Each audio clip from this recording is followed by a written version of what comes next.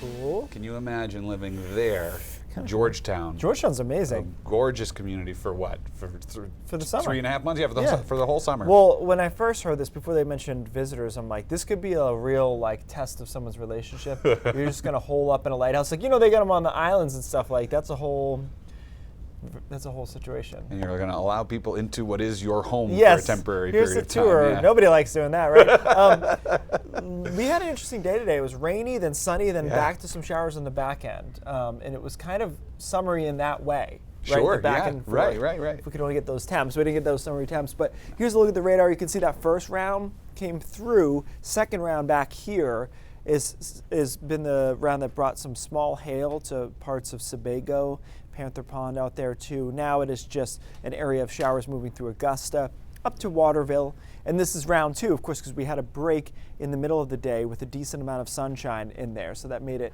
kind of interesting to go back and forth like that. We'll be done when this last round moves through. Rainfall amounts, not a lot, right? 1/2 inch or under. Portland 0.4, 0.3 Rockland. Pretty well modeled. We talked about probably the first round being heavier on Monday with 1 inch to 1.5 inches. That's what we got, and then another 1/2 inch to 3/4 here. So we did end up with a decent amount of total rain. We didn't squeeze as much out of this storm as we could have, but you can see the last of that moving out over the next few hours.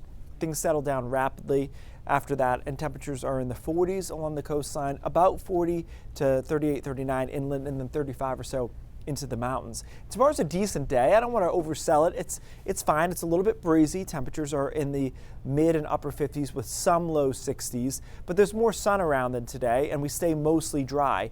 And really the next few days have a very small chance of a shower, but it's there. So here we are tomorrow afternoon. The mountains, especially northern New Hampshire, sees that shower chance. We do the same thing on Friday, mixture of sun and clouds, once again in the mid 50s with some upper 50s, and then a chance of a shower right around sunset over western Maine and New Hampshire. And so there's small shower chances in the next few days straight through the weekend, but we did not put them in the 7-day because there's really not much going on there. In fact, the only one I put in the 7-day, this is a total judgment call, is just Sunday. It looked a little bit more organized on Sunday, and it's a weekend day, so I take that into account with your shower chances. So I did put it on Sunday, but I think most of us are dry the next few days total.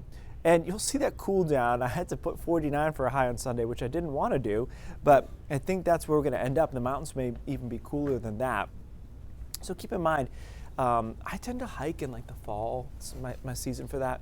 And it's going to be cool. So just keep that in mind. If you are doing a decent kind of hike or anything like that, it's going to be a little bit on the cool side, temperatures in the 40s. And then we've got something funky going on next week where there's a storm around the middle of the week, but the models have been wild about what that's going to look like. So we'll give it another day and see if we can iron out. Yeah, it went from big rainstorm to rainstorm with mountain, New Hampshire mountain snow. You've already got me confused. Yeah, we'll wait it out. It's weird. Yeah. All right, thanks, Keith.